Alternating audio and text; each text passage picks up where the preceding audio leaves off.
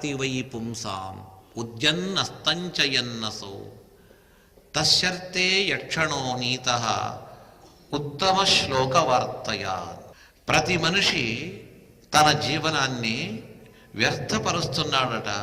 అది వద్దని ఆయుర్హరతి వై పుంసాం ఉద్యన్నస్తంచయన్నసౌ తస్యర్తే యక్షణో నీతః ఉత్తమ శ్లోకవార్తయా అంటున్నారు. ప్రతి మనిషి రోజు చూచేది సూర్య భగవానాన్ని చూస్తూ ఉంటారు. సూర్యుడు ఎందుకు ఉదయించాడు, దేని కొరకు సూర్యుడు వస్తున్నాడు? మనం అంటాం సూర్యుడు వస్తే ఎండ బాగా ఉంటుంది, బాగా ఇలాంటి స్థలాల్లో ఇంకా సూర్యుడు వస్తే సుఖంగా ఉంటాము. సూర్యుడు వచ్చేది వందల కారణం ఉంది, ముఖ్య కారణం ఒకటే. ప్రతి మనిషి ప్రతి ప్రాణి పుడతాడు. పుట్టిన వానికి ఒక సందేశం ఇవ్వడానికి వచ్చాడు సూర్య భగవాన్. ఏమని? నీకు ఆయుష్ భగవంతుడిచ్చాడు. ఆ ఆయుష్ ఎంత ఉంది భగవంతునికి తెలుసు. అయితే నేను ఒకటి చెప్తాను విను. నీవు ఈరోజు నీ మృత్యువుకు ఒక్క అడుగు ముందుకు వెళ్ళావు, మళ్ళా రేపు వస్తాడు. వచ్చేదే కాదు, సాయంకాలం అస్తమించేటప్పుడు కూడా నీవు మృత్యువుకు ఒక్క అడుగు పూర్తిగా వేసేశావు. మర్నాడు వస్తాడు. ఈరోజు కూడా నీవు నీ మృత్యువుకు ఒక్క అడుగు ముందుకు పోతున్నావు. రోజు సూర్యుడు రావడము, మనము మృత్యువుకు ఒక్క అడుగు ముందుకు పోతున్నామనే విషయాన్ని రోజు చెప్పిపోతాడు. ఇలాగా రోజు ఒక్కొక్క అడుగు వేస్తూ వేస్తూ వేస్తూ చివరికి మృత్యులోయలో మనము పడిపోతాం. పడవద్దని చెప్తున్నాడా సూర్యుడు? అంటే పడవద్దని చెప్పడు, పడే తీరాల. కాకపోతే మృత్యువుకు వశము అవుతాము. వశం కావడం కంటే ముందుగా కొద్దిగా ఆలోచించండి. ఏమని ఆలోచించాలా? నిన్ను దేవుడు ఈ మానవ జన్మ ఇచ్చి పుట్టించాడు. తిరిగి వెళ్ళేంత లోపల నీకు ఏదైతే పని చెప్పాడో ఆ పని చేశావా? చేసిపోయావా? చేయలేదు. చేయడానికి ప్రయత్నించు. నీ మృత్యువు నిన్ను పట్టేంత లోపల ఆ పనిని, ఆ కర్తవ్యాన్ని నెరవేర్చు. ఏమా కర్తవ్యం? తస్యర్తే యక్షణో నీతః ఉత్తమ శ్లోక వార్తయ. మన ఆయుష్ వ్యర్థం కాకూడదు. అందుకే ఎప్పుడూ సదాకాలంలో భగవంతుని మహిమను విని, చెప్పి, మననం చేసి జపం చేస్తూ ఉండు. దాని కొరకే నీకు ఈ మానవ జన్మనిచ్చాడు. పశువులకు రోజు లేచి దేవునింట్లో దీపం పెట్టమని, దేవుని గుడికి ప్రదక్షిణం చేసి వెళ్ళమని వాటికేమీ విధి నియమాలు చెప్పలేదు కదా. ఈ విధి నియమాలంతా ఎవరికి అంటే కేవలము మనుష్యులకు, మానవ జాతికి. ఆ మానవ జాతిని హెచ్చరిస్తూ నీ కర్తవ్యమేమి? భగవంతుని మహిమను తెలుసుకో, విను, తలలో పెట్టుకో. మళ్ళా నీవు దాన్ని బయటికి తెచ్చి ఆలోచించు. ఇంకొకసారి ఆ శబ్దాలని, ఆ మహిమని మననము గావిస్తూ ఉండు. ఇది మనుష్యులకు చెప్పినటువంటి విషయం. ఏం చేయాలా? తస్యర్తే యక్షణో నీతః. దాని కొరకు ప్రతినిత్యము కూడా ఒక్క క్షణము కూడా వదలకుండా భగవంతుని యొక్క స్మరణ, భగవంతుని కథా కాలక్షేపము, భగవంతుని పూజ, ఈ కార్యక్రమములు చేస్తూ చేస్తూ మీ యొక్క జీవనాన్ని, ఆయుష్ను సార్థకపరుచుకోండి. తర్వాత నీకు మృత్యువు నిన్ను వచ్చి పట్టినా బాధ లేదు. నేను వచ్చాను, అనుకున్న పని చేశాను, వెళ్ళాను అని సంతోషంగా వెళ్ళవచ్చట. లేదా అంటే అయ్యో నేను వచ్చిన పని ఒకదానికి, చేసింది ఒకటి చేశానే, మళ్ళా జన్మ ఉందో లేదో, అంటే మానవ జన్మ ఉందో లేదో, ఏ క్రిమి కీటకము, ఏ పక్షి జాతిలో ఎక్కడో పుట్టినట్టయితే లాభమేమి అని బాధపడాలి. శాస్త్రం చెప్పిన ప్రకారంగా మనకు శాస్త్రములు ఏం చేయమని చెప్పిందో వాటిని మొట్టమొదట ఆచరించండి. ఈ విషయాన్ని సూర్య భగవానుడు మాకు వచ్చి చెప్పి వెళుతున్నాడు అని చెప్తూ, ఏ వ్యక్తి అయితే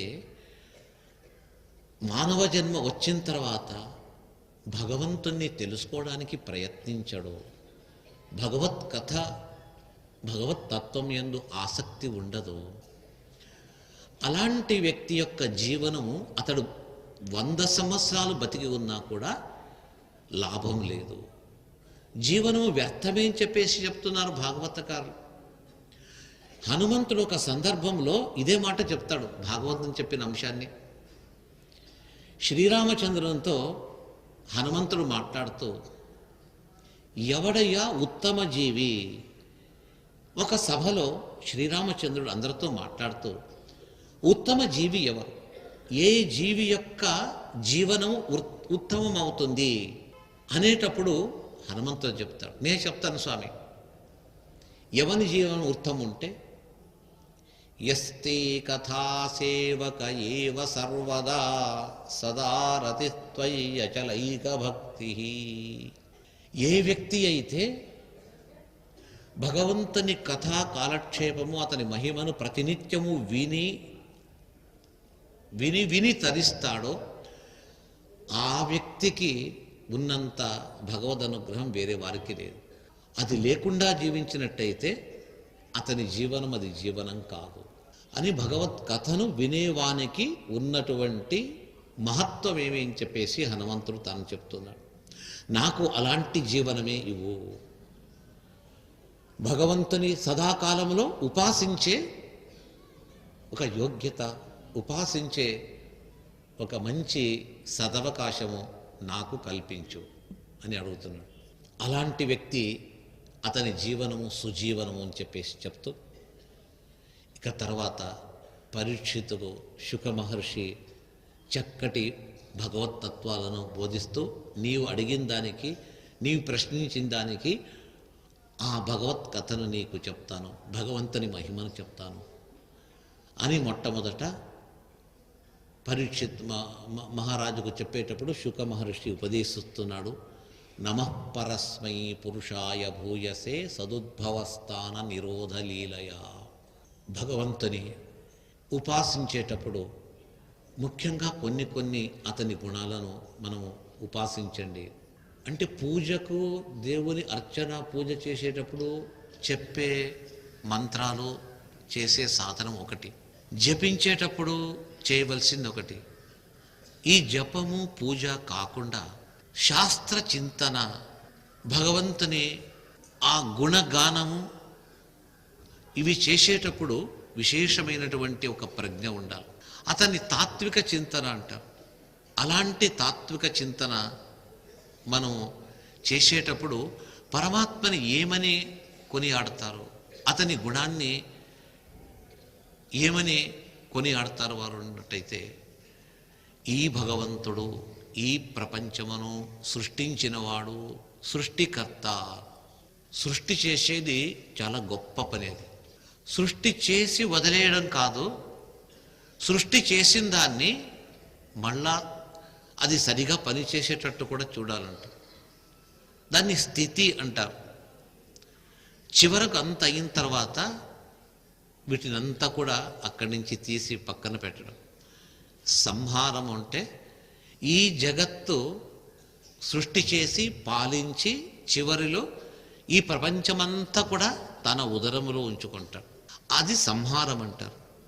ఇలాంటి సృష్టి స్థితి సంహారములు లేదా సృష్టి స్థితి లయములు, లయమన్నా సంహారమన్నా ఒకటే.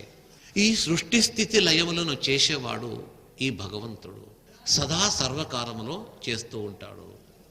సదుద్భవ స్థాన నిరోధ లీలయ.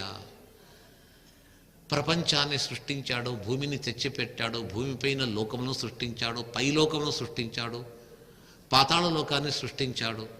అక్కడక్కడ ఆ లోకాలకు తగినట్టుగా జనాలను సృష్టించి వారిని దాంట్లో పెట్టాడు. అది బాగా పని చేసేటట్టుగా ఎప్పుడు చూస్తూనే ఉంటాడట భగవంతుడు. అంత అయిపోయింది.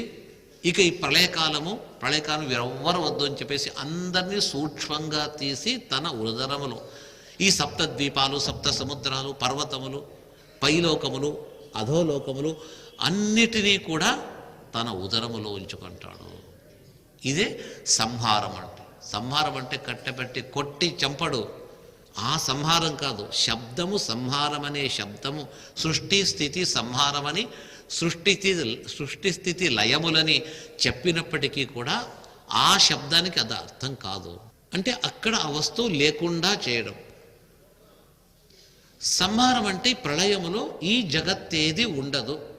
ఉండదు అంటే పూర్తి నాశమవుతుందని కాదు, ఆ విశ్వాన్ని అతి సూక్ష్మంగా పరిణామము పొందించి పెద్ద వస్తువు దాన్ని చిన్నగా చేయటం, చేసి ఆ సూక్ష్మమైన విశ్వాన్ని తన ఉదరంలో ఉంచుకుంటాడు. ఇది సృష్టి స్థితి సంహారము. అలాగే నియమనము, జ్ఞాన అజ్ఞాన బంధ మోక్షములు, ఇవి కూడా ఆ భగవంతుడే ఈ లోకంలో ఉండేవారికి ఇస్తాడు అని చెప్తుంది. ఇది స్తోత్రమట. ఇలాంటి స్తుతిని ముక్తియోగ్యులైన వారు ఎప్పుడు కూడా దీన్నే పఠిస్తూ ఉంటారు అని చెప్తూ, భగవంతుని మహిమ అపారమైనటువంటిది. ఈ స్కందములో వివిధ అవతారములు కూడా చెప్పారు. అంటే ముందు చెప్పబోనటువంటి భాగవత 12 స్కందాల్లో ఒక్కొక్క భగవంతుడు, వరాహావతారం ఉంది, వామనావతారం ఉంది, కపిలావతారం అనేది ఉన్నది, నరసింహావతారము, మత్స్యావతారము, కూర్మావతారము, పరశురామావతారము, రామావతారం, కృష్ణావతారము, బుద్ధ కల్కి రూపం. అవి 10 మాత్రమే. ఇక్కడ 10 దశావతారాలు మనం స్మరిస్తూ ఉంటాం. అయితే భాగవతంలో ఇంకా ఎక్కువ చెప్పారు. ఇలాంటి అవతారములంతా కూడా పూర్తిగా కాదు, సంక్షేపంగా పరిచయం చేస్తారు. అది బ్రహ్మ నారదునికి చెప్పే అంశాన్నే శుక మహర్షి పరీక్షిత్ రాజుకు చెప్పాడు.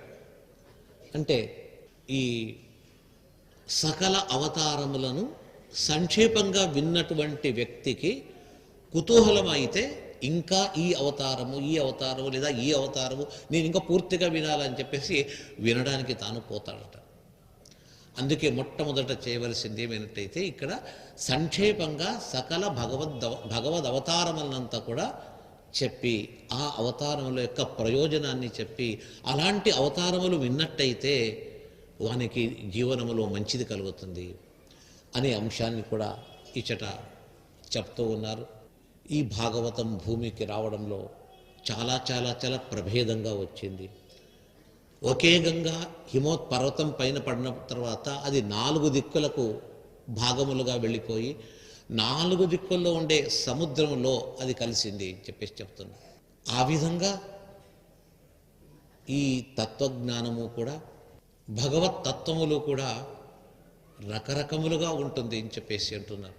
భగవంతుడు ఉపదేశించిన ఆ తత్వములు అది ఒకే గంగ ఒకేసారి వచ్చినా అది బహువిధములుగా అయినట్టుగా భగవంతుని యొక్క అవతారములు, ఎన్నో అవతారములు ఎన్నోసార్లు జరిగినా ఒక్కొక్కసారి జరిగేటప్పుడు, ఉదాహరణకు రామావతారం అది ఒక్కసారి కాదు, ప్రతి కల్పములో రామావతారం కలుగుతూ ఉంటుంది, కృష్ణావతారం జరుగుతూ ఉంటుంది.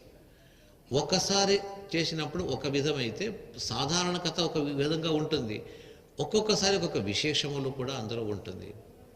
బహుముఖములుగా ఈ కథాతత్వం బయటికి వస్తూ ఉంటుంది.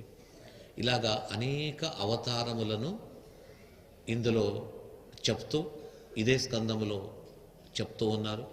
అవతార ప్రయోజనములను కూడా చెప్తారు. ఏ అవతారము ఏ పని చేసింది.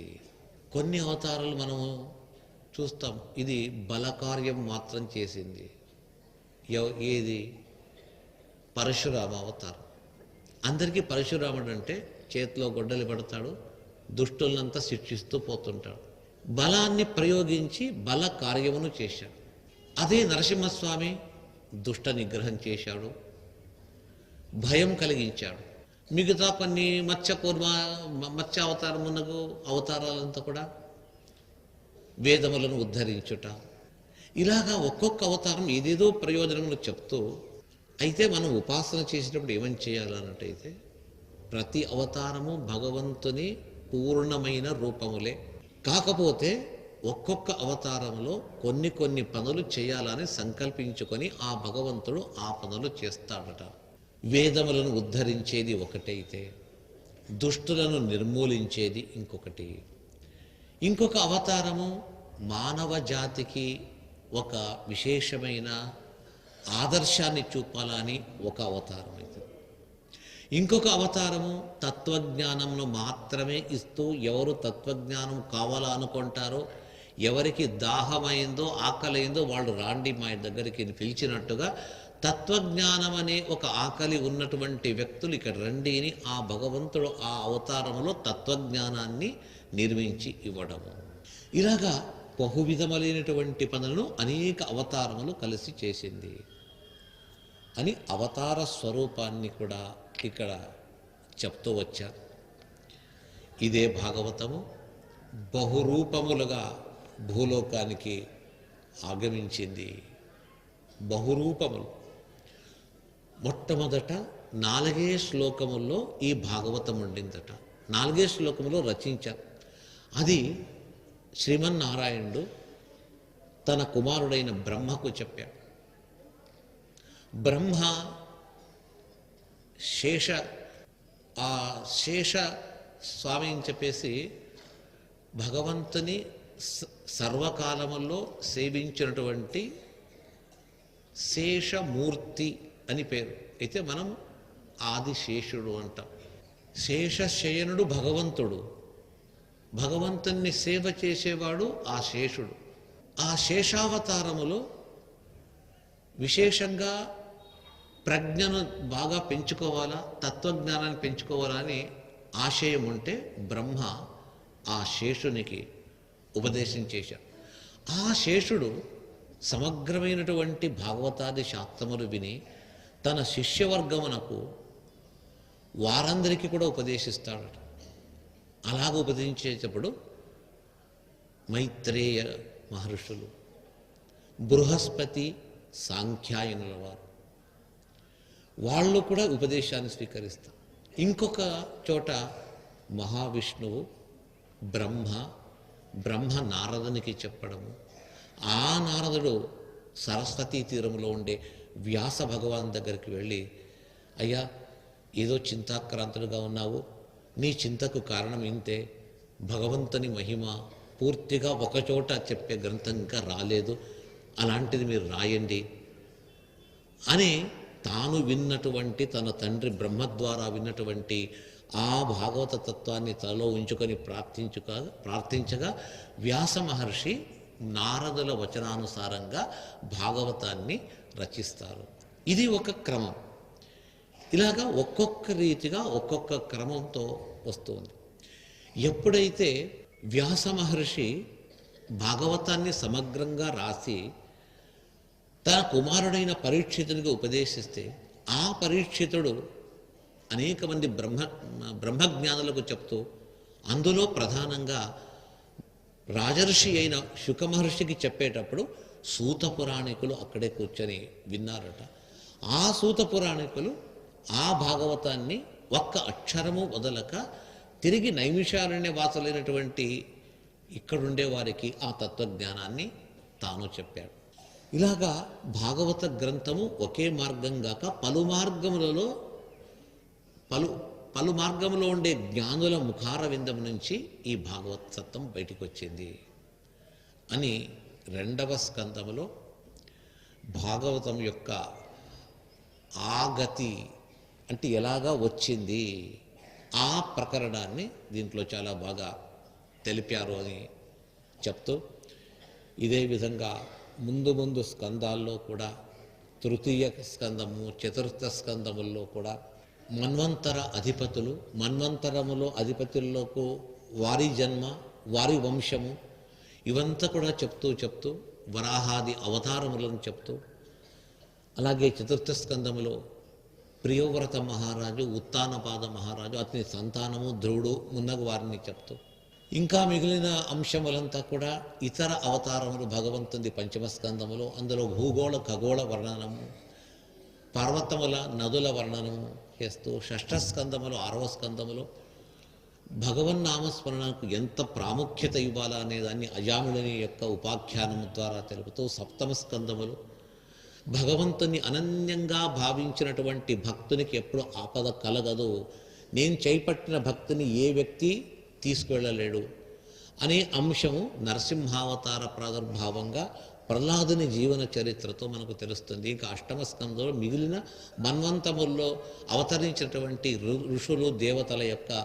మహిమ అక్కడ చెప్తూ, అలాగే నవమ స్కందములో కూడా చంద్రవంశ సూర్యవంశ రాజ మహారాజుల యొక్క చరిత్ర చెప్తూ, దశమ స్కందములో శ్రీకృష్ణ కథ, కృష్ణ భక్తుల కథను అక్కడ చెప్తూ, ఏకాదశ స్కందములు వివిధ తత్వములను బాగా తెలుపుతూ, ఉత్తమ భగవద్భక్తులు, మధ్యమ భగవద్భక్తులు, అధమ భగవద్భక్తులు అనేవారు ముగ్గురు ఉన్నారని చెప్పేసి వారి జీవన చరిత్ర అని చెప్పడము ఏకాదశ స్కందములో. ద్వాదశ స్కందములో భవిష్య కాలం ఎలాగుంటుంది, ఏ కాలంలో ఏ ఆపద ఏ సుఖము ఇలా సంభవిస్తుంది, ఇక జనాలు ఏ విధంగా ఉంటారో, జనాల యొక్క పుణ్యపాపములు ఏ విధంగా అభివృద్ధి అవుతూ ఉంటుంది, దీనంతా కూడా 12వ స్కందములో చెప్పి దాన్ని సమాప్తి చేస్తూ తమ శిష్యుడైన పరీక్షితునకు మళ్ళొకసారి బోధించి, నీవు సుఖంగా ఉండు, తక్షకుడు వచ్చినా ఏం చేస్తాడు, నీ దేహం పైన ఒక కాటు వేస్తాడు, ప్రాణం పోతుంది, అంతకంటే ఏం కాదు. అయితే నీవు నేను చెప్పినటువంటి వివిధ తత్వాలను అనుష్ఠానం చేస్తూ నీవు కూర్చో ఉండు, ఏ తక్షకుడు ఎవరు ఏమీ చేయలేరు నిన్ను. ఎందుకంటే నేనిచ్చిన భాగవత అమృతం అనే గొప్ప అమృతం ఉంది, ఆ అమృతాన్ని పానం చేసిన వారికి విషముతో సంబంధం ఉండదు. అందుకే నీవు నా అనుగ్రహము చేత, వ్యాస భగవానుల అనుగ్రహం చేత ఉత్తమోత్తమైనటువంటి కార్యక్రమాలు నువ్వు చేయగలుగుతావు అని చెప్పి శుక మహర్షి పరీక్షత్ రాజునకు ఈ విధంగా ఉపదేశం చేశాడు అని మిగతా స్కందముల యొక్క సారభాగాన్ని ఈ విధంగా మనం విన్నాము. అంటే ఈ 7 రోజుల్లో 8 రోజుల్లో మనము భాగవతములో మొదటి 2 స్కందాలను మాత్రమే తీసుకొని వాటి సారాంశాన్ని చెప్పగలిగాము యథామతి. అది భగవంతుని యొక్క ప్రేరణ, గురువుల ఆశీర్వచనం చేత, ఆ గురువులు విద్యను బోధించి ఈ విద్యను 10 మందికి పంచాలని చెప్పినప్పుడు వారి ఆశీస్సులతో ఏదైనా 4 వాక్యములు చెప్పినా అదంతా కూడా ఆ గురువు అంతర్గతమైనటువంటి ఆ భగవంతుడు అతందే ఇవంతా కూడా అని చెప్పేసి భావిస్తూ, అందరి ఇలవేల్పు ఆరాధ్య దైవమైనటువంటి ఈ క్షేత్రంలో వెలిసిన వ్యాస భగవానులు, అతందే మరొక స్వరూపమైనటువంటి శ్రీ వెంకటేశ్వర స్వామి యొక్క పాదపద్మములకు సమర్పిస్తూ, మీకందరికీ కూడా ఈ భాగవతాన్ని శ్రద్ధతో విన్నారు కాబట్టి, విన్న మీకు కూడా ఎలాంటి ఆది దైవిక, ఆది భౌతిక, అధ్యాత్మం అనే త్రివిధ తాపములుంది.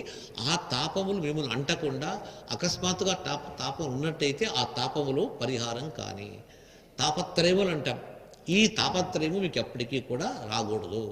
ఎందుకంటే వ్యాసానుగ్రహము, శ్రీహరి అనుగ్రహం అయితే ఇవి ఏది కూడా మనకు సంభవించదు అని చెప్తూ, ఈ నైమిషారణ్యములో చెప్పడానికి కూడా ఒక యోగ్యత కావాలా. అలాంటి ఒక వ్యాసపీఠములో కూర్చొని చెప్పే ఒక అవకాశం దొరికిందినట్టయితే ఆ వ్యాస మహర్షుల, శుక మహర్షుల యొక్క కృపచే దొరికింది అని చెప్పేసి భావిస్తూ ఈ భాగవత ప్రసూనములను ఆ భాగవత గ్రంథానికి సమాప్తిస్తూ ఉన్నాను. శ్రీ గురుభ్యో నమః.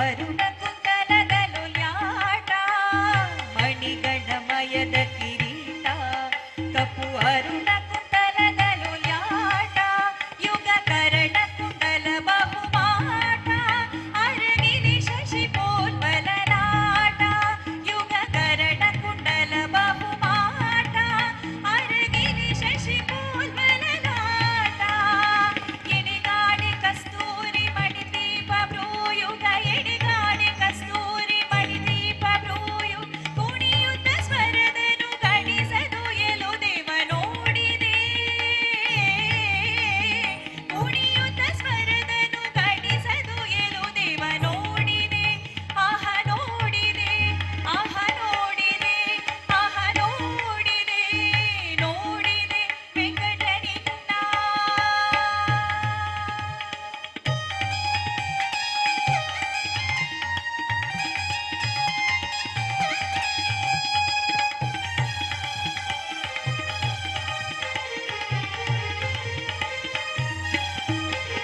ಮುತ್ತೇಂದು ನಖಯುತ ಬೆರಳ ಸಾಲು ದೂತ